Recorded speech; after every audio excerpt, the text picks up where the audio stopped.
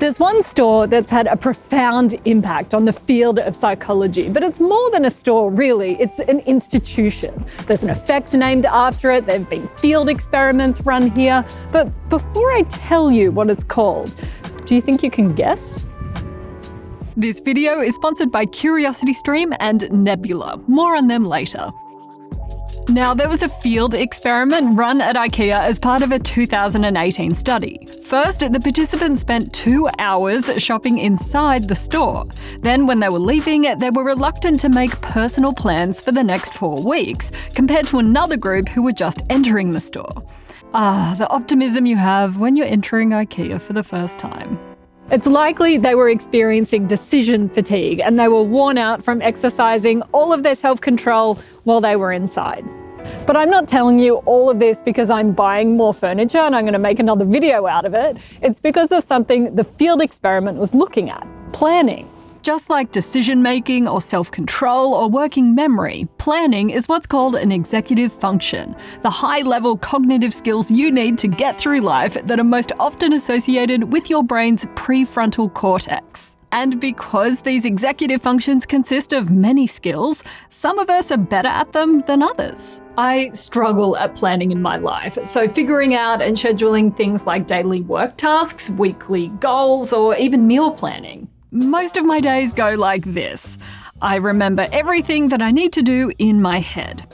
Then I jot down immediate deadlines on a post-it note because that seems organized, and I stick it on my desk.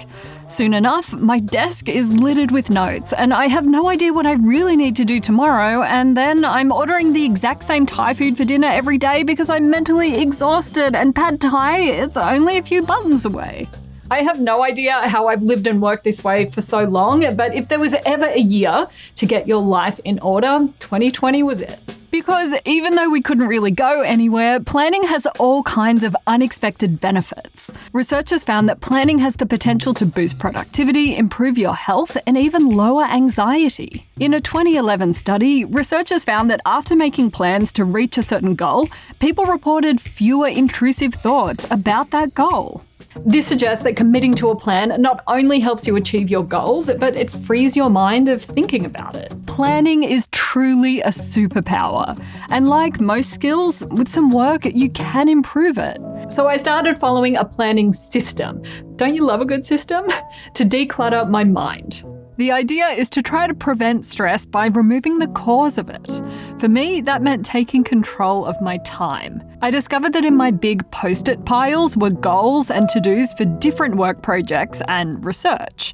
But for personal stuff, personal goals, jobs around the house, my finances or health, I would just keep a giant mental to-do list inside my head. Which meant I always felt like I had stuff to do and I was always thinking about it.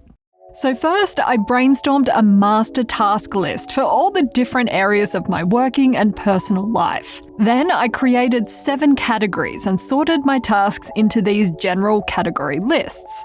And at the top of each list, I placed my short-term goal for that category and prioritized the tasks below it. Finally, I allocated each task to a day. And if you want to take an extra step, you can set time slots too. I like this digital approach, but a pen and paper work just as well. After all of this, I realized the hidden load of my mental to-do list. I always felt like I was failing because I had too many things floating around in my head that I couldn't realistically do. As a result of all of this, I do feel less anxious about all of the things that I have to do and more intentional with how I'm spending my days. But I wouldn't be completely honest with you if I didn't admit that it is a pain to keep up, and I have fallen behind in some weeks. Which brings us to the golden hour for planning, the morning. Before we have so much decision fatigue and our self-control has been depleted.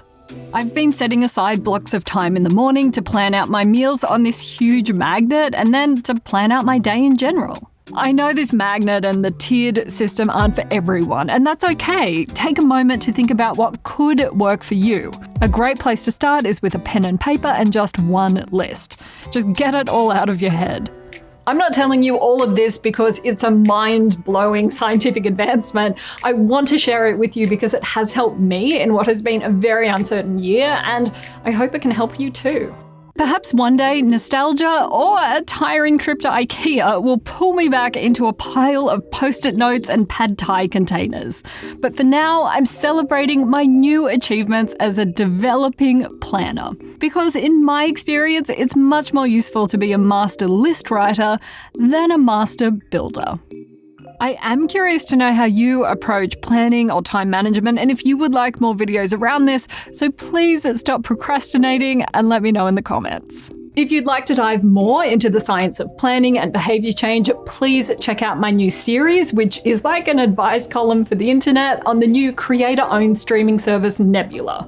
Nebula is like an expansion pack to YouTube and has originals from Tom Scott, Real Engineering, and more. My series, Questionable Advice, was made with the support of CuriosityStream, the subscription streaming service with thousands of documentaries and non-fiction titles. CuriosityStream wants to help Nebula grow, so they're offering BrainCraft viewers free access to Nebula when you sign up at curiositystream.com/BrainCraft. You'll have access to thousands of big-budget documentaries like The Joy of Data, and you'll get to watch original content from educational YouTubers, including Questionable Advice. So click the link below to get both CuriosityStream and Nebula for 41% off for a limited time. I went into IKEA to film that B-roll, and I got stuck in there for at least half an hour because there's no way to get out once you go in, and I'm feeling it. I'm feeling that decision fatigue.